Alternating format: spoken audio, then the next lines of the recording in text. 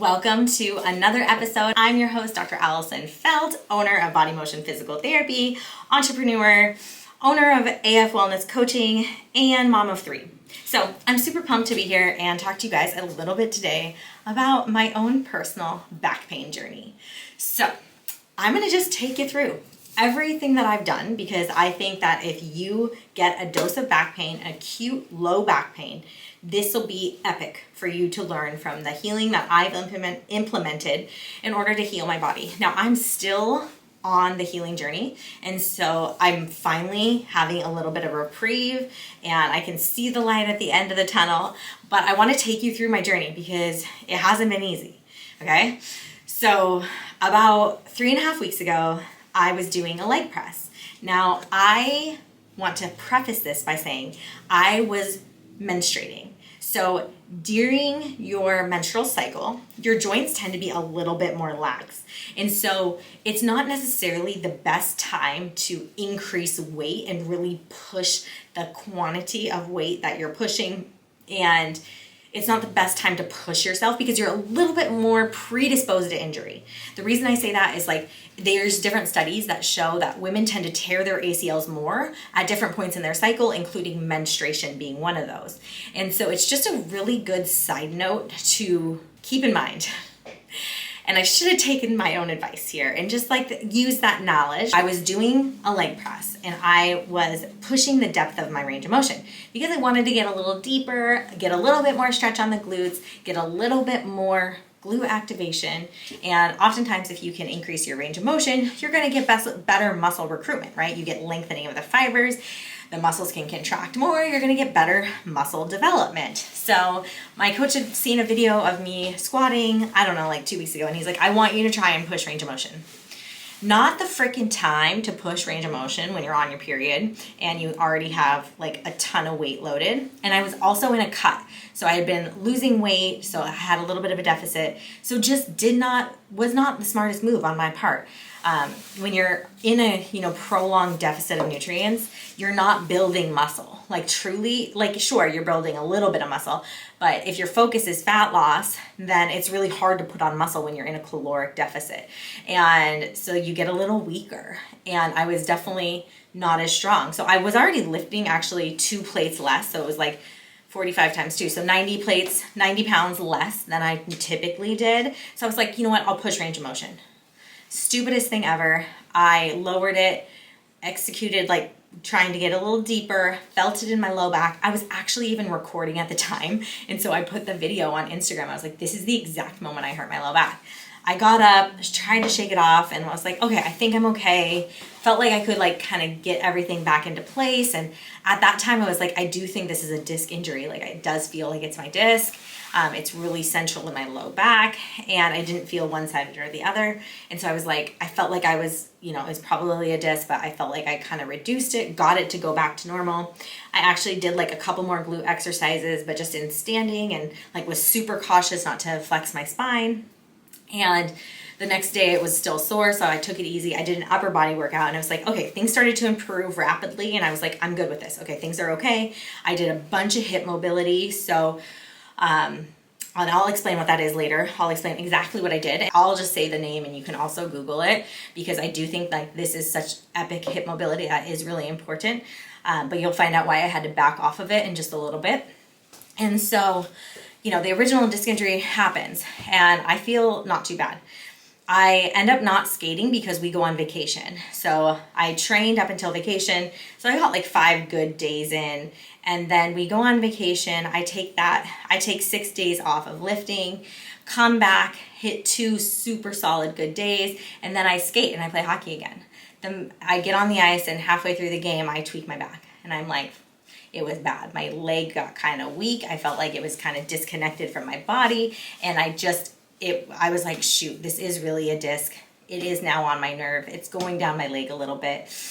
I get off. I do everything I can to get the disc back in. So at that time, I knew I needed to do it cobras. So it's an extension where you just try to get as much backward bending as possible to help push the disc back into place, because it's a mechanical displacement of the disc. You're trying to extend your body to get that disc back into place. So I am doing that. I then also shockwave. I do red light therapy. I cold plunge. I use KT tape to tape up my back and give me a little bit more stability along my paraspinals. And I also cross the tape behind my back to give it a little bit more support, because I had a playoff game that following night, that Monday night. And I was like, I want to play in that game. And this is all like for my hockey team, my just adult league hockey team. Okay. Nothing special. Just adult league hockey. And I play 3 shifts, and I'm like, and I had to have someone tie my freaking skates because I couldn't bend forward. So that should have been the sign, like, Allison, not a good idea. By Monday though, like, I had got the disc to calm back down significantly. That's why I was like, you know what, I will try skating. So it was just a terrible decision. And after Monday, I paid the price, truly. It hurt like all get out, and I shouldn't have pushed it, because I maybe would have been able to play in our championship game last night if I hadn't pushed it that Monday night. But it's neither here nor there. So I push it, try to skate, get off the ice after 3 shifts, and just sit there and kind of like watch the rest of the game. Then what I do is hit the ground running hard, right? I want to make sure that I can heal this disc so I can get my lifts in. So I even do a little lift the next day. I do my lats and my back, thinking like I will like give myself a little stability. That puts my whole back into spasm. It throws out a rib because things were just so off. So go to the chiropractor, he adjusts my rib. I go to the dry needling guy, and he dry needles my back.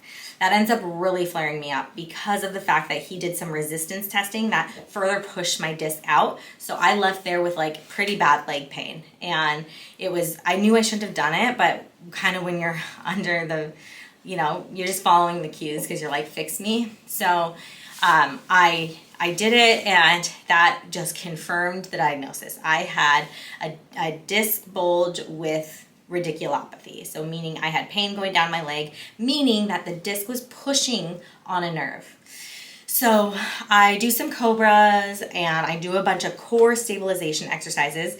And I was still doing mobility at the time because I was like, my hips are so tight that it's not even letting me get full neutral spine to take the pressure off the disc. So I was like getting pulled into flexion because of how tight my legs were. So here's what I did from a mobility standpoint. From a mobility standpoint, I did pigeon pose. I did the foam roller on my IT bands, my adductors. I did the Corgis ball for a psoas release. And then I did deep psoas stretching. I would hold these for a minimum of 2 minutes each side and repeat 2 times on each side. And so I was getting deep opening and deep hip stretching. I would always do cobras after these stretches because some of the stretches would give you a little bit moment of flexion where your spine could bend forward, and that would push my disc out further. So I thought I was doing everything safely when I was doing this mobility work. I did some calf stretching as well. I did some psoas stretching, and I did a bunch of quad stretching. So just to help relieve everything that attached to my pelvis and my lumbar spine, I also did some adductor stretching. So relieving and stretching everything that attached to my spine. My hope was to balance all the poles, be able to get into more of a neutral spine so I wasn't flexing forward and pushing the disc out further. And so things weren't really progressing. On top of it, I was doing chiropractic care. I was getting pelvic floor physical therapy every day. And I needed to get the pelvic floor work done because my pelvic floor was so tight that it was pulling my spine further into flexion. And they were also working my glutes significantly and working my inner thighs significantly. And all of that was super important to allow my spine now to get into a neutral extended spot, because because everything was so tight and like spasmy, it wasn't allowing that disc to go back into place. So they released all that to allow me to get into a more neutral spine. I was also doing shockwave therapy. So we would shockwave my hip flexors to help relieve the pressure on the disc. And then we would do we did shockwave on my lats. We did shockwave on my quadratus lumborums. We did shockwave on my paraspinals. And and that helped. Like all of this helped significantly. But come Saturday, I'm still in a world of discomfort. I'm red lighting every single day, and at least for 20 minutes, but a lot of times 40 to an hour and 20 minutes of red light a day. And I'm doing it directly on my back, just really trying to reduce the inflammation of the disc. I also use Salon Paws medicated patches. I use the lidocaine patch, and then I use their other medication patch, and which is like has a menthol in it. And so did all that, and I was still not well. So Saturday, reach out to my really good friend Carrie. She owns this place called CJ Physical Therapy, and she tells me, like, you have to ditch everything else you're doing, and you need to go into just doing extension work. So I was like, okay, just do extension work. Now, let me backtrack and say I also was doing core work every single day. I have a reel on Instagram that went through the exact core work I did, and it's super good core work, and you should actually implement this into your routine, at least doing 3 times a week. It's just like a free thing I put out there. It's a reel. Just copy the freaking reel, and it'll give you like the most epic core stabilization and workout that will just keep you healthy and keep your spine healthy. The problem is my disc wasn't in the right place, so doing the core workout without my disc in the right place is not that beneficial. And so she's like, you need to ditch the core workout until your disc is reduced, meaning that the disc has migrated back into the place it's going to be. And she's like, you have to get full range extension. So I was doing cobras to help fix my disc and move my disc back into place, but I needed to do full range of motion cobras and really get my full extension as humanly possible. And so what that looks like is that I can also do a backward bend, and I can get this part of my back, if you're watching on YouTube, I can get the lumbar part of my back, the lower back, to really bend backwards. And that helps push the disc forward, and it helps open up the front of the spinal column, stretching the front of the spinal column, allowing the disc to go back into place. And so you do repeated movements of that. I was doing 10 repetitions every 1 to 2 hours. You do it where you try to do it as passive as possible. So you were, for me, it was, that's a challenge, right? You have to relax your butt, you relax your belly, and you just kind of sag into the movement. And what she described is, she's like, it's like when you're bending your finger back, it's that sensation that you can't go back any further, but you're getting a really good stretch on the front of the finger. That's the same thing you need to do for your back. And so many of us lose extension. I have more extension than I've had in years just because I'm trying to heal this disc now. And she essentially said, like, I will probably be able to skate in this tournament I want to in a couple weeks, as long as the disc reduces, and you just have to keep this up now. She's like, it's just like the pelvic floor stuff you do. You have to keep it up, else everything's going to come back. She's like, so you have to keep up your range of motion. So now you better believe it. I'm a big believer in everybody needs to work on their lumbar extension because it is lacking in so many of us. And so now if this makes your back pain worse, you shouldn't do it. But generally speaking, we all need to work on this movement. But so since I've been working on that, I'm like, oh my gosh, I'm having so much movement, and it's still not feeling 100%, but it's a lot better.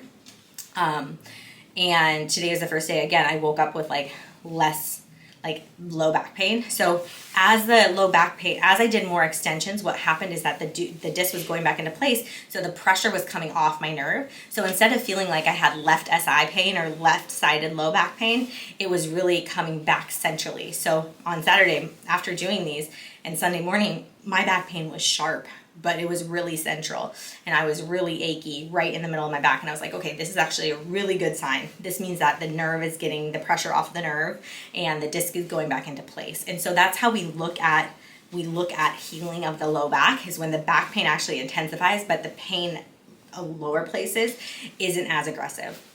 Now this is really good. This was a really good reminder, and I try to be super grateful for this lesson of back pain, because we see so much back pain in the clinic and we treat it, everyone is different how we have to treat it.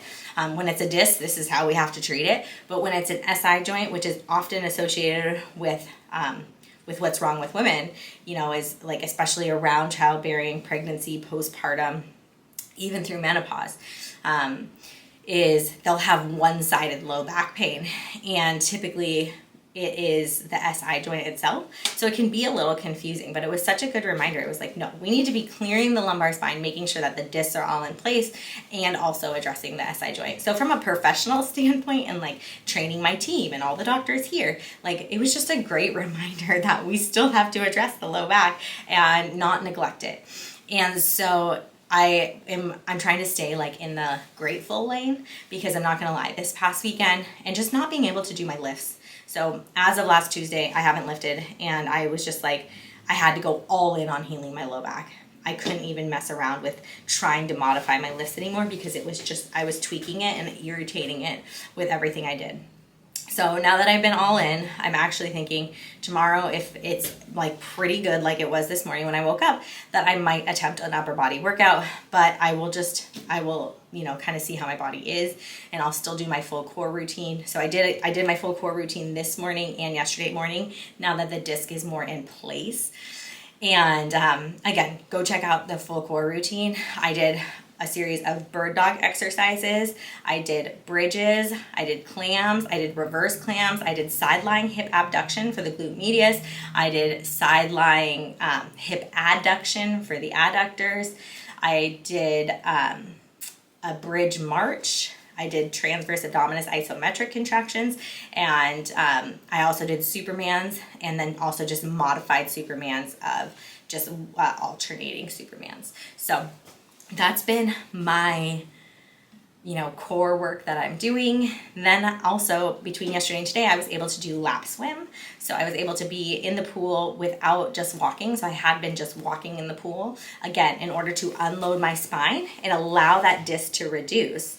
And so now finally able to do breaststroke and freestyle stroke, and did that for 30 minutes today. So got a little cardio workout, which felt really nice. And then that helped, I think, lubricate the joint and really help bring that disc back into place. And also when you're swimming, your spine is more extended, and so you're not apt to flex. And so that actually is a really good place to rehab your back and to rehab the disc. And now, I want to just say, about every single day I've had between 15,000 and 20,000 steps, because it's about the only thing that really feels super good for me. And so I have been just walking a ton. And again, walking is great because it helps lubricate that disc back into place. Sometimes when it gets achy or sore or weak, I'll stop and I'll do just some standing backward extensions, maybe even assist my spine in going forward with my own hands behind my back. But that's what I've been doing. Have I missed anything? I've been trying to keep my diet really clean. Besides Easter dinner at my mom's house, I have been, I haven't had any sugar. I did have sugar on Easter, which was Easter dinner. But, I've been trying to keep the diet clean just to be anti-inflammatory. My macros are pretty low right now for me, so I should be in a weight loss phase, and I think that's a good place for me to be right now as I'm healing, because I don't have any excess calories to really increase or exacerbate the inflammation. So hopefully that can last a while for me, and we can be in a good spot there. I work with my coach to really determine where my macros are. His name is Evan Wells, and he works for Pro Physique, and he is just absolutely amazing. And I do think having a coach is so epic, in not only when you're dealing with injury, and also just when you're trying to achieve your goals and just hold you accountable. So I've been working with him now it'll be 2 years in September, and I just don't see myself stopping. And this is exactly what we do in AF Wellness Coaching. We help people achieve their goals, we hold them accountable, and then they have the community to really keep them motivated, keep them disciplined, keep them consistent, and keep us all thriving, even through the thralls of mom life. So just a little plug for AF Wellness community and coaching. Really exciting things coming for that department of body motion. And we're also going to expand the program a little bit to offer it to clients who want just the community aspect of it after they finished working with us, and they want to stay elevated and aligned even though they're done with pelvic floor physical therapy, and maybe they're just on maintenance at that point. So that's some really fun stuff that's coming our way. But this has been my journey for where we are with the back pain, and I just thought I would come on and share, because I think it's important to see what's possible. And has it been I just in true transparency, I've been dedicating 3 to 5 hours a day to my back, maybe even more. And it's become my full-time job right now until I heal the back. And yes, I'm taking breaks to record this podcast and create content and, treat some patients and have some team meetings. But really my full-time job is to get better, because I cannot run my business. I cannot run my family. I cannot be a good partner if I do not feel good in my body. And so, yes, I am all in on healing my body and healing my back. And because back pain and having pain in your body makes you cranky AF. AF wellness coaching, duh. But no, the reason I say that is like, it's just so hard to function when you don't feel good in your body. Hence, aligned and elevated, okay? And so we want to thrive, we want to feel good, and so yeah, it's my full-time job. Am I super blessed to have all these resources of Shockwave, of red light, of PT at my discretion, of chiropractic, of dry needling? Absolutely. Have a gym that I can go swim at and go stretch at and do my core workout.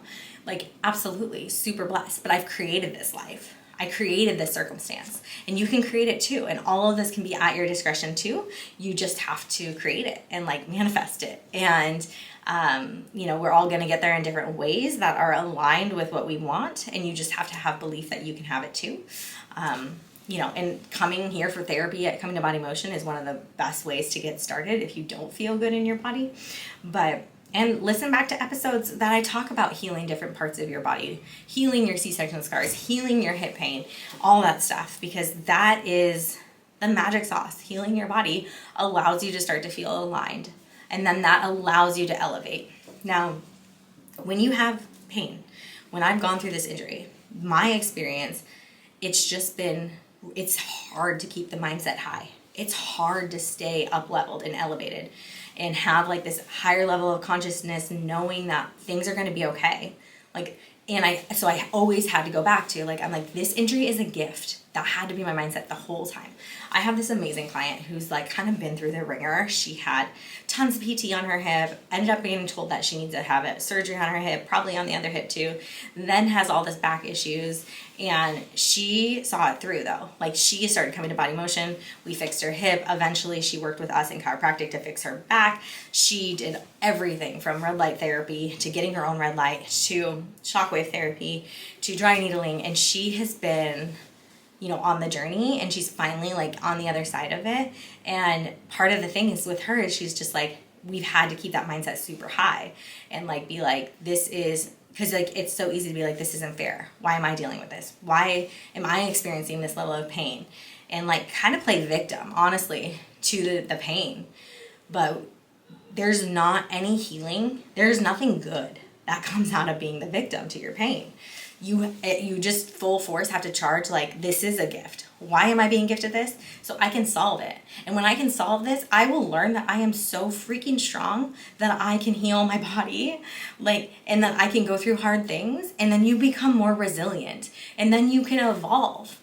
And it's like going through those challenges that help you continue to evolve and evolve and evolve and feel really empowered and good in your body.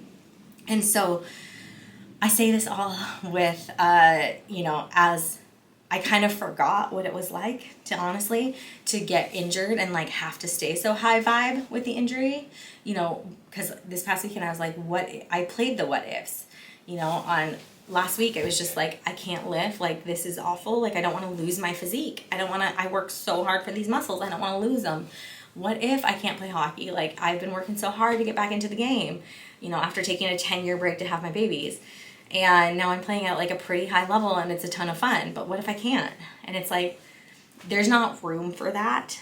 The mindset has to be, my body is strong. The mantras are, my body can heal. The mindset has to be like, this is a gift, and what are the lessons I'm learning from this? Because then it's not a waste of time. This is just part of the journey. And that's when you can start to find the joy in it. And it takes all the pressure off. So then your cortisol levels can drop and your body can freaking heal. And it will heal. And if you need guidance, like, you just have to keep seeking out what your body needs to heal. And hopefully this episode is giving you different aspects and opportunities to know, like, oh yeah, I should be having pelvic PT if I'm dealing with that back pain. If you're having knee pain or ankle pain or foot pain or chronic plantar fasciitis or toe pain, like, honestly, you probably also need pelvic floor physical therapy, but we'll save that for another episode.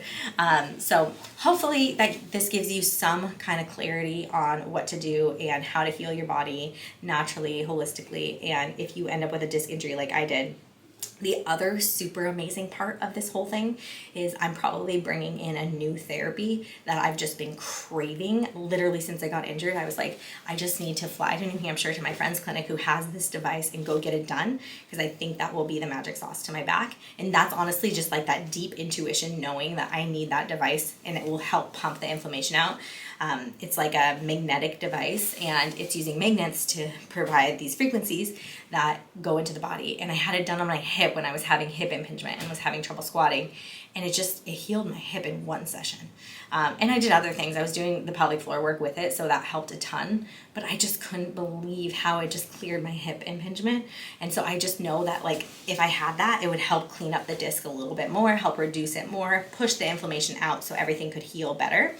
And so honestly, I'm probably gonna buy this very, very expensive device for the clinic, because I know that that's what my body needs right now. And my disc would not enjoy sitting on a plane for 6 hours, but regardless, here we are. So that's the story. That's what's going on with me. That is what's going on with the back pain. And all of these gifts have come out of having the back pain. So hopefully my full transparency for you gives you a little bit of light on your own journey, and find the gifts and the lessons, and keep the tenacity to stay strong and really fight, heal your body, get yourself aligned, get the pain out of your body, get strong in your body, and then continue to elevate, because it's in that elevation that we have the creativity that we can literally make the life of our dreams happen. And typically when that happens, it's because we found a passion, we found a mission, we found something that we're put on this planet to do to make this world a better place. So at least that's been my journey. I'm just sharing what's worked for me.